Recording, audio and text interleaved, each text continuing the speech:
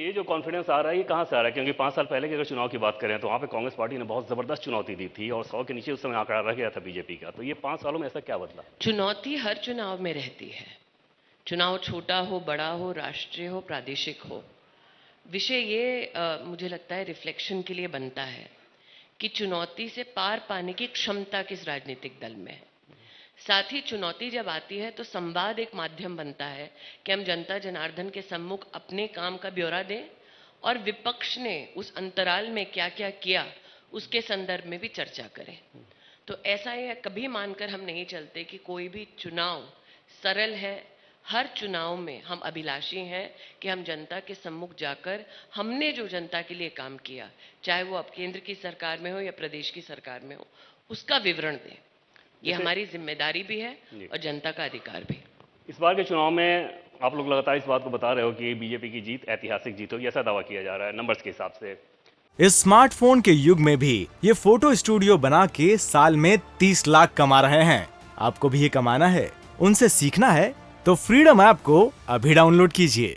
पहले के चुनाव से इस बार के चुनाव में आपको क्या फर्क ग्राउंड पे नजर आ रहा है? मुझे लगता है फर्क जो साफ दिखता है आपको विपक्ष के मंच पे दिख जाएगा।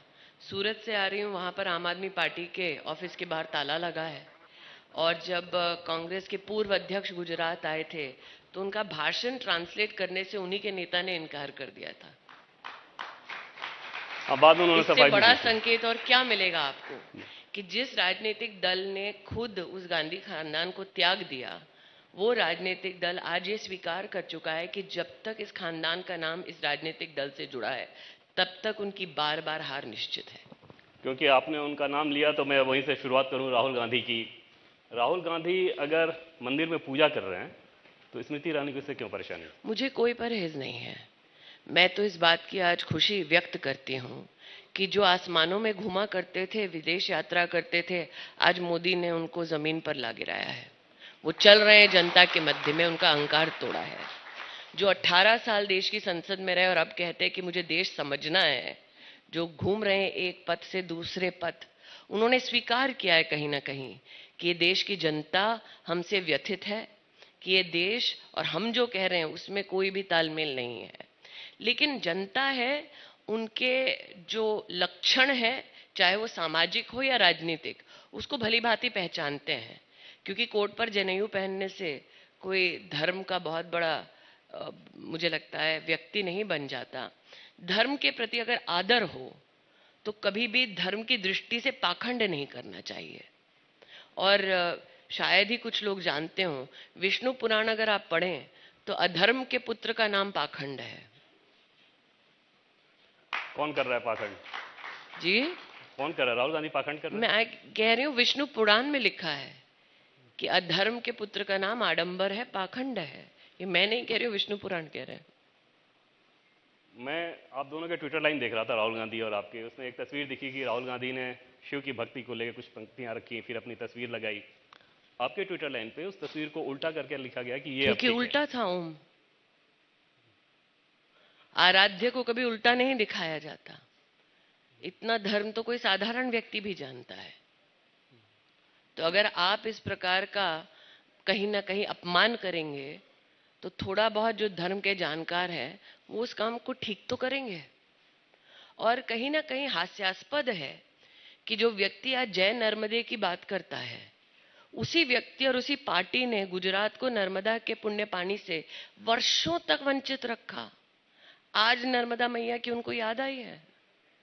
जब मेधा पाटकर जी के साथ घूम रहे थे यात्रा में, तब उन्होंने याद नहीं किया, तब स्मरण नहीं था कि कैसे गुजरात के इतने गांव, इतने परिवार जो चाहते थे कि वो पानी उनके घर तक पहुंचे, पीने के लिए, जीवन के निर्वहन के लिए, उनको पानी से वंचित किया। इससे बड़ा अधर्म कोई नहीं हो सकता। तो मुझे तो खुशी है कि जिस कांग्रेस के नेता ने, और ये आप प्रेस में देख लीजिए, आपको इंटरनेट पे बहुत सारी चीजें मिल जाएंगी, 3 लोगों को हर हर महादेव बोलने के लिए राहुल जी ने निष्कासित कराया था, हिंदुओं को आतंकवादी कहा था, आज आरती कर रहे हैं। इस स्मार्टफोन के युग में भी ये फोटो स्टूडियो बना के साल में 30 लाख कमा रहे हैं। आपको भी ये कमाना है, उनसे सीखना है तो फ्रीडम ऐप को अभी डाउनलोड कीजिए। मैं धार्मिक ग्रंथों में अगर कहीं मैंने पढ़ा तो उसमें आमतौर पे पिशाच को दिखाया जाता है उल्टा लटका हुआ। अब उल्टी तस्वीर और उसमें ये कहना कि मैं ये ठीक किसी है। व्यक्ति विशेष को पिशाच नहीं बोलूंगी, लेकिन इतना ही कहूंगी कि हाँ, पिशाच की अगर धार्मिक परिभाषा हो तो क्या है कि जिस व्यक्ति ने अधर्म का साथ दिया, जो व्यक्ति अपने कर्मों से लोगों को धोखा देता है या आहत करता है, उस व्यक्ति को भगवान कभी मुक्ति नहीं देता, वो व्यक्ति भटकता है। तो मैं किसी व्यक्ति भटक रहा विशेष पर टिप्पणी नहीं कर रही हूँ।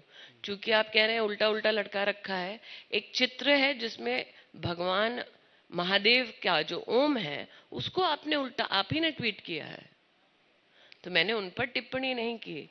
जो उल्टा था उसको सीधा कर दिया। प्रश्न ये उठता है कि हमेशा उल्टा ही क्यों चलते हैं राहुल गांधी। इंडिया टीवी हर वक्त हर जगह डाउनलोड करने के लिए सर्च करें India TV news Google play store या ऐप स्टोर पर।